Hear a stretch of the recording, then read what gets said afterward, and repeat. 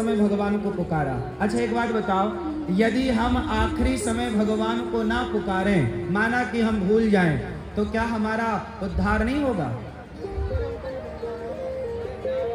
अब बताओ, क्या हमारा अब लोग कहते हैं भैया मरते समय अंते नारायण स्मृति, यही भागवत जी का सिद्धांत है कि अंत में भगवान का स्मरण हो। और बात सही है, हम गलत नहीं कहते। अंत में भगवान का स्मरण हो जाए ये सबसे बढ़िया। पर एक सवाल मेरा, चलो यदि मैंने अंत में भगवान को नहीं पुकारा, अंत में भगवान को पुकारना मैं भूल गया, तो क्या मेरी दुर्गति हो जाएगी? बोलो। यही श्री संप्रदाय के आचार्यों ने भगवान से सवाल किया कि हे गुरुदेव, हे प्रभु, आप बताओ कि हम तुम्हारी सारी जिंदगी, अब ये साधु लोग दिन भर माला जप रहे हैं और किसी कारणवश आखिरी समय स्मरण ना हो, तो क्या इनकी सदगति ना होगी? ना, भगवान ने कहा कि जो भक्त मुझे सदा याद करता है, यदि वो मुझे आखिरी समय भूल जाए तो मैं उसे याद कर लेता हूँ, मैं उसका स्मरण करता हूँ, उसे मेरे स्मरण की आवश्यकता नहीं है।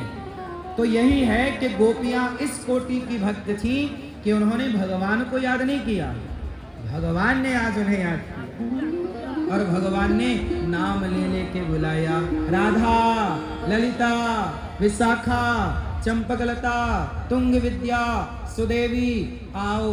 सारी गोपियों को भगवान ने बांसुरी बजाई और नाम ले लेके बुलाया, आओ आओ। सारी गोपियां काम कर रही थी, दौड़ पड़ी भगवान को पाने के लिए। अब यहाँ एक सवाल मेरा आपसे है, मैया ये बताओ, भगवान ने गोपियों के संग रास रचाए, आप ब्रजवासी तो बढ़िया जानो, बताओ भगवान जी ने रास रचाए गोपियों के संग, ये रास में हुआ क्या था? ये रास, मैया आप लोग रास रचाती हो? हाँ या ना? रास किसे कहते हैं? क्यों भैया, आप लोग रास रचाते हो? हाँ कि ना? रास रचाते हो? किसके साथ? इसका मतलब है कि रास के गहराई को आप समझ नहीं पाए। रास क्या है? ये सारी बातें लोग केवल ये समझते हैं कि रास में भगवान नाच रहे हैं, गा रहे हैं, ये सब हो रहा, ठीक है, लेकिन रास इससे बिल्कुल अलग है। क्या है रास? चलो आप बताओ, क्या हुआ था रास में? क्या है ये रास? रास लीला क्या है? गुरुजी, बॉलीवुड ने इतने तरीके से हमारे रास लीला को बदनाम किया कि चतुराई से, देखो एक सेंटेंस बॉलीवुड में बोला जाता है कि तुम करो तो रास लीला, हम करें तो कैरेक्टर ढीला, ये बोल दिया गया।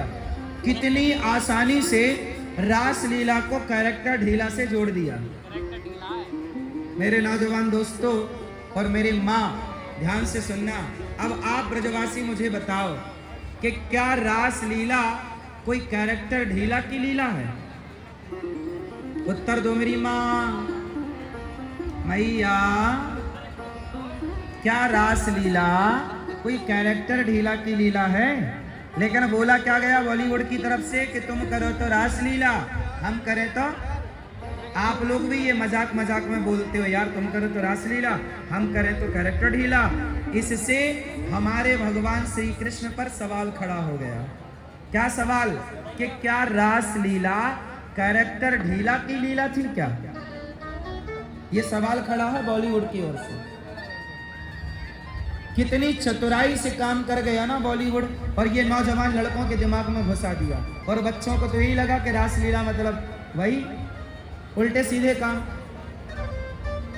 ऐसी ना मानसिकता, रास लीला को लेकर समाज में बड़ी गलत अफवाह है। बोलो हाँ कि ना? क्यों है? किसने फैलाई? जाना नहीं, समझा नहीं, पढ़ा नहीं, सत्संग किया नहीं, गुरु चरणों में बैठे नहीं, और मनमाने ढंग से अर्थ करना स्टार्ट कर दिया। अब हम समझते हैं कि रास क्या है, किसे कहते हैं रास। कितने लोग समझना चाहेंगे रास का सही अर्थ?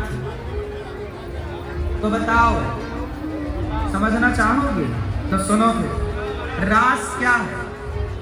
लोग कहते हैं तुम करो तो रास लीला, हम करें तो कैरेक्टर ढीला। अब सवाल खड़ा हुआ कि रास लीला में ऐसा क्या हुआ था कि दुनिया ने कैरेक्टर ढीला कहना शुरू कर दिया? तो सुनो, पहले तो ये बताओ कि रास भगवान ने किनके संग रचाए?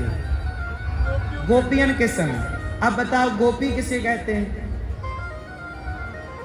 गोपी किसे कहते हैं? मैया, गोपी किसे कहते हैं? बोलो मेरी माँ, गोपी किसे कहते हैं? कौन बना गोपी? उत्तर दो मेरी माँ। हाँ, गोपी किसे कहते हैं? सुनो, भगवान शंकर ने तीसरी आंख खोली। भगवान शंकर ने तीसरी आंख खोली तो कौन जला? कामदेव। कौन जला? जोर से, ध्यान से सुनना और बोलना। तीसरी आंख खुली तो कौन जला? कामदेव को जलाने वाले त्रिपुरारी, कामदेव को जलाने वाले शंकर जब वृंदावन आए, रास में आए, तो क्या बनकर आए? गोपी। गोपी का मतलब कोई स्त्री नहीं, कोई भोग का सामान नहीं। गोपी का मतलब है काम को जलाने वाले शिव जैसी श्रेणी के लोग गोपी कहलाते हैं। गोपी मतलब कोई सामान्य श्रेणी नहीं है। जैसे प्रधानमंत्री, क्यों भैया? प्रधानमंत्री मतलब क्या होता है? देश का राजा। बोलो हाँ। क्या हम और आप कोई भी लगा सकते हैं कि प्रधानमंत्री? आप अपने नाम के आगे लगा लो प्रधानमंत्री माखनलाल चतुर्वेदी, प्रधानमंत्री मनोहर सिंह तिवारी। क्यों भैया? जैसे प्रधानमंत्री सबके लिए नहीं लगाया जा सकता, ऐसे गोपी बनने के अधिकारी सब नहीं, जो निष्काम हो चुकी हैं वो गोपियां हैं। रास में रास पंचाध्याय को पढ़ोगे तो जब गोपियों को श्री कृष्ण ने बुलाया तो कुछ गोपियां आईं और कुछ गोपियों को उनके पतियों ने रोक लिया। मत जाओ, कहां जा रही हो? तो गोपियों के भीतर भगवान से मिलने की ऐसी उत्कंठा हुई कि उनका शरीर रह गया और उनके सूक्ष्म शरीर, उनका मन, उनका चित्त, उनकी बुद्धि, उनकी आत्मा जाके भगवान श्री कृष्ण में समा गई। उनकी संगरास हुआ, उस आत्म तत्व के संगरास हुआ, ना कि भौतिक शरीर के साथ। बोलो हाँ। अच्छा ये बताओ, हमने एक दिन कथा में बताया था कितने शरीर होते हैं आपके?